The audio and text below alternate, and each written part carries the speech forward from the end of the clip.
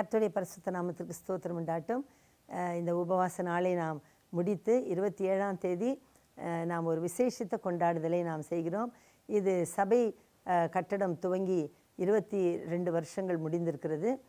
இது 2002ஆம் வருஷத்திலே இந்த சபை கட்டடத்தை நாங்கள் முடித்தோம். அது ஒவ்வொரு வருஷமும் அதை நாங்கள் சபை கட்டடத்தின் பிரதிஷ்டை நாளாய் கொண்டாடுகிறோம். ஆனால் இந்த 27ஆம் தேதியே ஒரு விசேஷித்த காரியம் நடந்தது. அது என்ன என்று சொன்னால், பாஸ்டர் யஷ்வந்த்குமார் அவர்கள், இந்த சபையை கட்டினவர், நடத்தினவர், சபையின் ஊழியக்காரர், அவர் கர்த்தரிடத்தில் போய் சேர்ந்த நாளாய் இது இருக்கிறது. ஆகவே இது மறக்க முடியாத ஒரு நாளாய் ஷெக்கினா சபைக்கு ஆயிற்று. பாஸ்டர் யஷ்வந்த்குமாரை குறித்து பெங்களூரில் தெரியாதவர்கள் அநேகர் இருக்க முடியாது. அநேகருக்கு அவரை பற்றி தெரியும். அவரை ஃபாதர் ஆஃப் த சிட்டி என்று சொல்லி கூட பிபிஎஃப்லே பெங்களூர் பெண்டிகாஸ்டல் ஃபெலோஷிப் பாஸ்டர்ஸ்கள் அவரை மிகவும் அன்பாய் அவரை கூப்பிடுவார்கள். அப்படியாய் அவர் தன்னுடைய வாழ்நாளை மிகவும் பிரயோஜனமாய் இந்த பெங்களூர் சிட்டியிலே நடத்தி கொண்டு வந்தார்.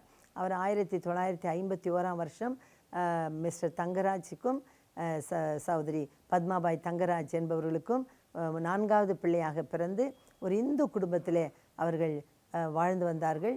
பல காரணங்கள் நிமித்தம் சத்துருடைய போராட்டங்கள் எல்லாம் நடந்ததினாலே அவர்கள் அது எல்லாவற்றை விட்டு, நான் அதை குறித்து உங்களுக்கு புஸ்தகத்தில் எழுதியிருக்கிறேன்.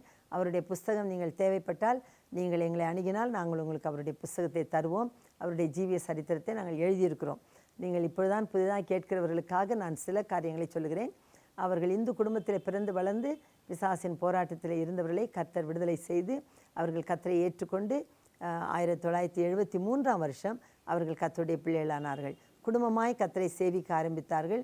அவரோடு கூட ஒரு அண்ணனும் 2 சகோதரியுமாய் சேர்ந்து தாய் தகப்பன் எல்லாரும் கர்த்தரை சேவித்து பாஸ்டர் ராபர்ட் சாண்டி அவர்களால் அவர்கள் ரட்சிப்புக்குள்ளே வந்து அவர்கள் அந்த சபையில் ஞானசானம் எடுத்து அப்படியே வளர்ந்து 1980ஆம் வருஷம் அவர் பாஸ்டர் ஆர்டினேஷன் அவர் கொடுக்கப்பட்டது.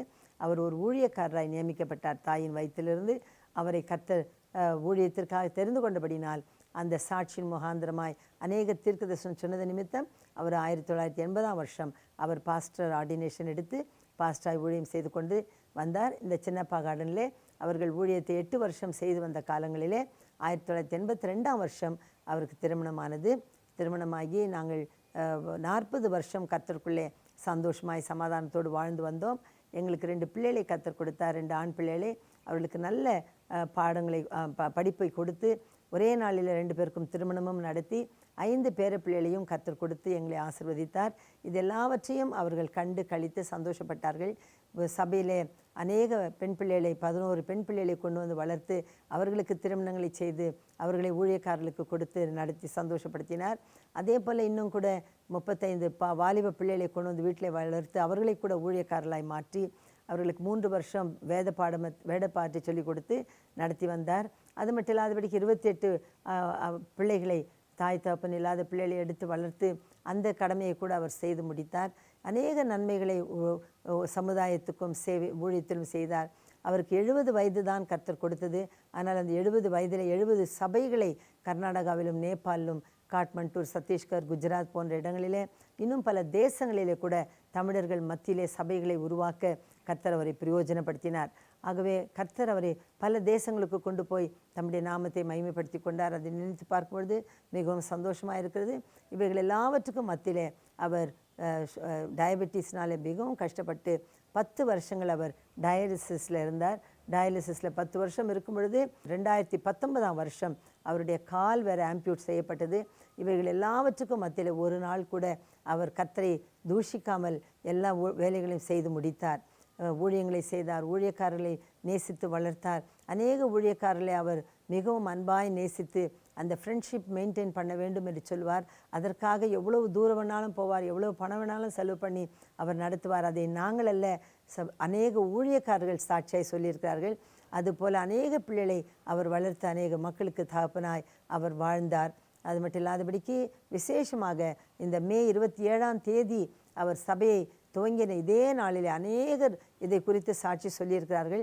இந்த நாள் அவருடைய நாள், இந்த நாளில் அவர் பரலோகம் போவார் என்று சொல்லி கூட திட்டவட்டமாய் மே 27 காலை 4:32 என்று சொல்லி ஒரு பேப்பரில் எழுதி அவருடைய பேர் எழுதப்பட்டு ஒரு சகோதரி தரிசனமாய் கண்டு எங்களுக்கு சொன்னார்கள். அதுபோல் இந்த நாள் அவருக்கு குறிக்கப்பட்ட நாளாய் அவர் பத்திரமாய் கர்த்தரிடத்தில் போய் சேர்ந்தார். அவர் தேவனுடைய ராஜ்யத்திலே தேவனுடைய பிள்ளையாய் இன்றைக்கும் அவர் வாழ்ந்து கொண்டிருக்கிறார். கர்த்தருக்கு ஸ்தோத்திரம். அவரை குறித்து அநேகர் நல்ல தரிசனங்களையும் கனவுகளையும் கண்டு சொன்னார்கள். அவருடைய ஊழியத்தை குறித்து அநேகர் நல்ல சாட்சியை சொல்லியிருக்கார்கள். இந்த நாளிலுமாய் கூட பிள்ளைகளும் தொடர்ந்து அந்த ஊழியத்தை செய்ய கர்த்தர் உதவி செய்தார். அவருக்கு பைபிள் ஸ்கூல் 5 பேட்சஸை அவர் நடத்தினார். இப்பொழுது தொடர்ந்து மகன் அந்த பைபிள் ஸ்கூலை தொடர்ந்து நடத்துகிறது மிகவும் சந்தோஷமான ஒரு காரியம். அது மட்டும் இல்லாதபடிக்கு ஏழை எளியவர்களுக்கு கொடுக்கறதில் அவர்களுக்கு மிகவும் சந்தோஷம். அதை தொடர்ந்து பிள்ளைகள் இன்றைக்கும் சபையில் அதை செய்கிறது மிகவும் சந்தோஷமான ஒரு காரியமாக இருக்கிறது. ஆகவே கர்த்தருடைய ஊழியத்திற்காக எதையும் செய்ய துணிவார்கள். எவ்வளவு தூரம்னாலும் போக, எவ்வளவு பணமானாலும் செலவழிக்க, எத்தனை சபை வேண்டுமானாலும் கட்ட முன்னால் வருவார்கள். அப்படிப்பட்ட ஒரு நல்ல மனுஷன் கர்த்தருக்காக. இது சங்கீதம் 112ஆம் சங்கீதத்தில் அவரை குறித்து நாங்கள் வாசிக்கும் பொழுது, துர்ச்செய்தியை கேட்கிறதுனால் பயப்பட மாட்டார்கள், என்றைக்கும் அசைக்கப்படாதிருப்பான், நீதிமான் நித்திய கீர்த்தியுடையவன் என்றெல்லாம் நாம் வேதத்தில் வாசிக்கிறோம். அதுபோல் அவர் நல்ல ஒரு சாட்சியாக இருந்து அவருடைய இருதயம் திடனாயிருந்து கர்த்தருக்கு நல்ல ஒரு ஊழியத்தை செய்து முடித்தார். அவருக்கு இந்த நாளிலே நாங்கள் எல்லாரும் சபையாய் நாங்கள் சேர்ந்து கண்ணீரோடு கூட கர்த்தருக்கு நன்றி சொல்கிறோம். அதே நேரத்தில் பாஸ்டர் யஷ்வந்த்குமாருடைய வாழ்க்கைக்காய் நாங்கள் மிகவும் கர்த்தரை துதிக்கிறோம். முழு சபையும் ஒரே மனமாய் நின்று தொடர்ந்து இந்த ஊழியத்தை செய்ய கர்த்தர் கிருபை தந்தார்.